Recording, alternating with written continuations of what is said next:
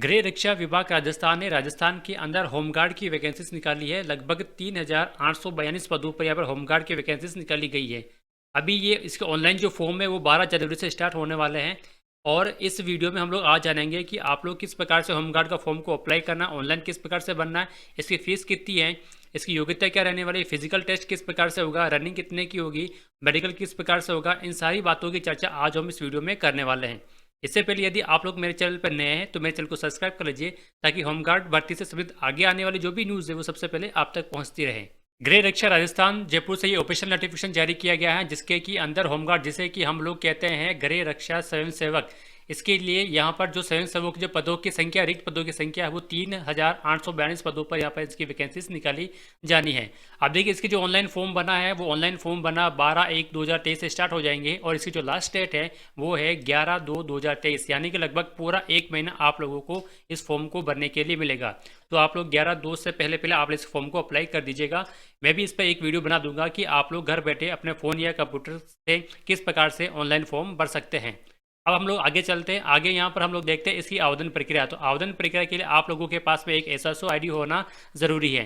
इसका जो online form है आप लोग एसएसओ आईडी से भी भर सकते हैं और यहाँ पर एक ऑफिशियल इसकी वेबसाइट भी दे रखी है। इस वेबसाइट पर आप लोग डायरेक्ट क्लिक कर या फिर इस पर लॉगिन कर भी आप लोग खुद स्वयं आप लोग इसका ऑनलाइन जो फॉर्म है ऑनलाइन फॉर्म भर सकते हैं। आपको ध्यान रखना जब आप लोग फॉर्म भरोगे तो जो आपकी जो फोटो की जो साइज़ है वो 50 KB से लेकर 100 KB के बीच में होनी चाहिए और जो सिग्नेचर की जो साइज़ है वो 20 KB से 50 KB के बीच में स्कैन करके आप लोग अपने मोबाइल में या कंप्यूटर से पहले ही आप लोग अपने फ़ोन में सेव कर लीजिएगा। आगे हम मेन बात करते हैं इसकी जो फीस रहने वाली है। जो सामान्य वर्ग और जो अन्य पिछड़ा वर्ग यानी जो OBC वर्ग है उसके लिए यहाँ पर 250 रुपये फीस है और SC ST और EWS कैटेगरी और MBSE जो कैटेगरी के जो विद्यार्थी हैं उनके लिए यहाँ पर 200 रुपये फीस है। अब देखिए जब फॉर्म भरने के बाद में आप लोगों का एक फिजिकल टेस्ट होगा जिसे हम लोग शारीरिक दक्षता परीक्षा कहते हैं। इसके जो प्रवेश पत्र है वो प्रवेश पत्र भी ऑनलाइन ही आएंगे। आप लोगों को ऑनलाइन इसका प्रिंट आउट निकालना है, किसी तरह से आप लोगों के घर पर नहीं आएंगे। तो ऑनलाइन आप लोग एसएसओ आईडी से भी निकलवा सकते हैं और आपकी जो ईमेल आईडी है उसके ऊपर भी जो प्रवेश पत्र की जो संबंधित सूचना है वो आप लोगों के ऊपर भेजी जाएगी। अब देखिए यहाँ पर हर जिलेवार यहाँ पर वैकेंसीज के पदों की संख्या दे रखी है। तो आपका जिला कौन सा है और आप लोग किस जिले से फॉर्म को अप्लाई करना चाह रहे हैं, एक बार आप लोग इस वैकेंसी की जो ऑफिशियल नोटिफिकेशन है इस वीडियो के डिस्क्रिप्शन में मिल जाएगा, वहाँ से आप लोग उसको डाउनलोड कर लेना है। और ये पदों की जो संख्या दिखाई दे रही है आप लोगों को वो आप लोग उसको अच्छी तरह से जाँच कर लीजिएगा, उसके बाद ही आप लोग उसका ऑनलाइन फॉर्म भरिएगा। अब देखिए वो था स्वयंसेवक वर्गों के वर्ग का सीमा गृह रक्षा। एक तो ये होता है सीमा गृह रक्षा, ये होता है, और एक दूसरा होता है शहरी गृह रक्षा। तो ये दोनों ही अलग अलग हैं। तो आप लोग अपने जो फॉर्म भरने से पहले इन दोनों की जो पोस्ट है वो पोस्ट आप लोग देख लीजिएगा। ये नॉन TSP एरिया के लिए है, उसके बाद ये TSP एरिया के लिए है, आप लोग TSP एरिया के लिए देख लीजिएगा, शहरी के लिए भी। फॉर्म भरने के बाद में ये जो चयन की जो प्रक्रिया है वो आप लोगों के लगभग अप्रैल 2023 के प्रथम सप्ताह में यहाँ से स्टार्ट हो जाएगी। इसके लिए सबसे पहले आप लोगों को शारीरिक दक्षता परीक्षा, उसके बाद में शारीरिक मापतोल परीक्षा, उसके बाद दस्तावेज सत्यापन, इंटरव्यू और मेडिकल की ये प्रोसेस आप लोगों को गुजरना होगा। उसके बाद में आप लोगों को यहाँ पर फाइनल सिलेक्शन होगा। अब मैं आप लोगों को बता देता हूँ मानदेय की बात, यानी कि आप लोगों को सैलरी कितनी मिलेगी। देखिए जो होमगार्ड होते हैं वो सरकारी कर्मचारी नहीं होते हैं, ये आप लोग पहले एक बात अच्छी तरह समझ लीजिए। ये किसी प्रकार से भी सरकारी कर्मचारी नहीं होते, ये एक स्वयंसेवक होते हैं। अब ये जो स्वयंसेवक होते हैं इनकी जो सैलरी रहती है वो प्रतिदिन के हिसाब से होती है।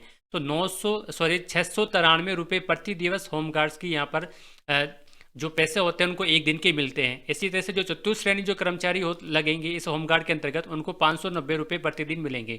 अब देखिए होमगार्ड को अब रेगुलर नहीं बुलाया जाता है उनको, जैसे कि कोई मेला आयोजित हो रहा है, उर्स का मेला है या फिर कोई दूसरा मेला है या फिर कोई रैली निकल रही है, चुनाव के समय इन होमगार्ड्स को ड्यूटी के लिए बुलाया जाता है। तो जितने दिन की आपकी ड्यूटी होगी 693 रुपये के हिसाब से आप लोगों का पेमेंट मिलेगा। और ये जो होमगार्ड के लिए आप लोग लगते हो लगभग 5 साल के लिए आप लोग सदस्यता प्रदान की जाती है। इसके बाद में आपकी सदस्यता बढ़ा भी सकते हैं और नहीं भी बढ़ा सकते हैं। न्यूनतम शैक्षणिक योग्यता आप लोगों के पास में होनी चाहिए। यहाँ पर कक्षा 8वीं पास आप लोग इस फॉर्म के जो कक्षा 8वीं पास है वो इस फॉर्म के लिए अप्लाई कर सकते हैं। अब देखिए यहाँ पर जो आयु है वो 18 से 35 वर्ष के बीच में होनी चाहिए और यहाँ पर 1/1/2005 के बाद का जन्म होना चाहिए और 1/1/2088 से पहले का नहीं होना चाहिए। यहाँ पर हम लोग शारीरिक मापदंड की बात कर लेते हैं। विद्यार्थी की जो न्यूनतम ऊंचाई वो 68 सेंटीमीटर होनी चाहिए पुरुष की, और महिला की होनी चाहिए 152 सेंटीमीटर। और जो सीना है वो सिर्फ केवल पुरुषों के लिए है, तो बिना फुलाए 81 सेंटीमीटर और फुलाने के बाद में 86 सेंटीमीटर होना चाहिए। वजन महिलाओं के लिए लागू, पुरुष के लिए लागू नहीं है, महिलाओं के लिए यहाँ पर 47.5 किलोग्राम होना चाहिए। इसी तरह से जो सीना जो फुलाने वाला जो ऑप्शन है वो महिलाओं के लिए यहाँ पर लागू नहीं है। ये सामान्य क्षेत्र के लिए और 12 जिले के लिए आप लोग यहाँ पे से देख सकते हैं। उसके बाद मेडिकल के लिए देखिए, दोनों आंखों की जो दृष्टि है वो 6/6 बिना चश्मे के होना अनिवार्य है। इसके अलावा आप लोगों के पास में किसी भी आपके शरीर में किसी तरह का रोग या विकार नहीं होना चाहिए। ये जो बीमारियां दे रखी है, ये बीमारियां आप लोगों के शरीर में नहीं होनी चाहिए। फॉर्म भरने के बाद जब आप लोग यहाँ इसमें उत्तीर्ण हो जाएंगे, सफल हो जाएंगे, तो आप लोगों को यहाँ पर अपने मूल डॉक्यूमेंट और एक यहाँ पर स्वयं प्रमाणित सेल्फ स्टेट फोटोकॉपी भी लेके जानी है। इसमें देखिए शैक्षिक योग्यता आप लोगों के पास प्रमाण पत्र यानी 8वीं का प्रमाण पत्र, मूल निवास आपके पास में होना चाहिए, आयु प्रमाण पत्र आप लोगों के पास में होने चाहिए। उसके अलावा जाति प्रमाण पत्र AWU से संबंधित है उसका प्रमाण पत्र होना चाहिए, और जनजाति क्षेत्रीय संबंधित प्रमाण पत्र आप लोगों के पास में होना चाहिए। यदि कोई महिला विधवा है तो विधवा से संबंधित प्रमाण पत्र, भूतपूर्व सैनिक से संबंधित प्रमाण पत्र। शारीरिक दक्षता परीक्षा से सम्मिलित होने से पूर्व राजकीय चिकित्सक का शारीरिक रूप से योग्य प्रमाण पत्र यानी कि मेडिकल सर्टिफिकेट आप लोगों के पास में होना चाहिए। शारीरिक दक्षता परीक्षा से पहले आप लोग गवर्नमेंट हॉस्पिटल से बनवा सकते हैं। तो ये सारे डॉक्यूमेंट आप लोगों को डॉक्यूमेंट वेरिफिकेशन के समय लेके जाना है। अब देखिए आप लोगों का सिलेक्शन किस प्रकार से होगा, सबसे महत्वपूर्ण है प्रथम चरण। प्रथम चरण में आप लोगों की शारीरिक दक्षता परीक्षा होगी यानी फिजिकल टेस्ट होगा। अब इस फिजिकल टेस्ट में क्या क्या होगा हम लोग यहाँ पर देख लेते हैं। सबसे पहले आप लोगों की दौड़ होगी, पुरुष वर्ग के लिए 1000 मीटर की दौड़ है, और इसके लिए यहाँ पर जो अधिकतम अंक 15 अंक मिलेंगे। अब आप लोग इसको डिटेल में आप लोग यहाँ से देख सकते हैं, इस नोटिफिकेशन में भी आप लोग देख लेना है कि कितने मिनट में जब आप लोग दौड़ को पूरी कर लेंगे तो यहाँ पर इसके अलग अलग अंक दिए गए हैं। इसी तरह से महिला के लिए 800 मीटर है, और महिलाओं के लिए भी यहाँ पर 3 मिनट के लिए 15 अंक है, 3 मिनट 50 सेकंड तक 10 अंक है। तो ये आप लोग इस डिटेल को एक बार आप लोग पढ़ लीजिएगा। उसके बाद में पुरुष वर्ग चिनअप करेगा। जब पुरुष वर्ग जो मेल कैंडिडेट है वो दौड़ पास कर लेंगे तो आप लोगों को यहाँ पर चिनअप करना होगा, और चिनअप में भी देखिए अलग अलग चिनअप के अंक दिए गए। 10 करेंगे तो 10 मिलेंगे, 7 करेंगे तो 7 मिलेंगे। तो ये आप लोग ऑप्शनल एडमिशन में एक बार देख लीजिएगा। और जो ये चिनअप है वो महिला वर्ग के लिए लागू नहीं है। महिला वर्ग के लिए यहाँ पर होगा गोला फेंक, जो कि 4 किलो का गोला होगा, उसको आप लोगों को फेंकना है, और यहाँ पर अलग अलग फिट दिए गए हैं, और फिट के हिसाब से यहाँ पर आप लोगों को अलग अलग अंक मिलेंगे। यदि किसी अभ्यर्थी को दौड़ के अंदर 0 अंक मिलते हैं तो वो उसी समय वहाँ से बाहर हो जाएगा, यानी कि उसको आगे के जो चरण है उसमें शामिल नहीं किया जाएगा। अब देखिए जब आप लोग दौड़ में सफल हो जाएंगे उसके बाद में आपको शारीरिक मापतोल परीक्षण में आप लोगों को शामिल किया जाएगा। तो दूसरा चरण है शारीरिक मापतोल, इसमें आप लोग पास हो जाओगे उसके बाद आप लोगों को पुरुष वर्ग के लिए चिनअप, जो कि मैंने पहले ही बता दिया है, महिलाओं के लिए पर गोला फेंक प्रशिक्षण में आप लोगों को उसमें शामिल किया जाएगा। अब हम आगे देख लेते हैं दूसरा चरण। दूसरा जो चरण है वो शारीरिक मापतोल का चरण है। यहाँ पर जो चरण है और ये जो चरण है यहाँ पर आप लोगों को शारीरिक जो मापतोल होता है उसका यहाँ पर टेस्ट लिया जाएगा, और यदि टेस्ट में यदि कोई फेल हो जाता है तो आप लोग यहाँ पर 500 रुपये फीस जमा कराकर एक बार फिर से आप लोग इस प्रशिक्षण में भाग ले सकते हैं। अब देखिए यदि तीसरा चरण है विशेष योग्यता। यदि आप लोगों के पास में विशेष योग्यता है, जैसे एनसीसी है, तो एनसीसी का जो प्रमाण पत्र के हिसाब से आपको अलग से बोनस अंक मिलेगा। यदि आपके पास में आरएससीटी को आप लोगों ने कोर्स कर रखा है तो इसके 4 अंक मिलेंगे।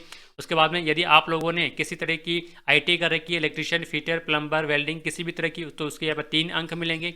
उसके बाद यदि आप लोगों ने खेल में भाग लिया है तो उसके 4 अंक मिलेंगे। स्काउट में है तो आपको 4 अंक मिलेंगे। हल्का भारी और मोटर वाहन चालक है, यदि आप लोग मोटरसाइकिल चला सकते हैं, लाइसेंस है आपके पास में हेवी और दूसरा वाला मोटरसाइकिल वाला, तो आप लोगों को यहाँ पर 4 अंक मिलेंगे। चौथा जो चरण होगा वो मौखिक व्यक्तित्व परीक्षण यानी कि इंटरव्यू होगा, जो कि अधिकतर 5 अंकों का होगा। तो इस प्रकार से आप लोगों को जो कुल 50 अंकों का ये आपका पेपर मान लीजिए एक तरह से। शारीरिक दक्षता परीक्षा 25 अंक की होगी, विशेष योग्यता जो प्रमाण पत्र है वो 20 अंक का होगा, और इंटरव्यू होगा आपके 5 का। तो इस प्रकार से कुल मिलाकर 50 अंकों का आपका यहाँ पर पेपर होने वाला है। ये सारी प्रक्रिया होने के बाद में यहाँ पर आप लोगों के बनेगी एक मेरिट लिस्ट, और इस मेरिट लिस्ट में जिस व्यक्ति का नाम आएगा, उस व्यक्ति का जो रोल नंबर आएगा, उसी व्यक्ति का यहाँ पर सिलेक्शन होगा, वो पोस्ट के हिसाब से आएगा। तो मेरिट लिस्ट बनेगी और मेरिट लिस्ट से आप लोगों का यहाँ पर सिलेक्शन होने वाला है। अब देखिए स्वास्थ्य परीक्षण आप लोगों का होगा, उसके बाद में मेडिकल बोर्ड से आप लोगों को जो स्वास्थ्य परीक्षण होगा, मेडिकल सर्टिफिकेट होगा, चिकित्सक आएंगे आप लोगों को यहाँ पर टेस्ट करने के लिए। तो ये सारी चीज़ें हो जाने के बाद में आपको मेडिकल से गुजरना भी होगा। उसके बाद में प्रमाण पत्र और जो आप लोगों ने चरित्र प्रमाण पत्र भी आप लोगों को बनाना है, ध्यान रख लेना है। इसकी जब ये पूरी सिलेक्शन प्रक्रिया पूरी हो जाए तो आप लोगों को चरित्र प्रमाण पत्र भी बनवाना है।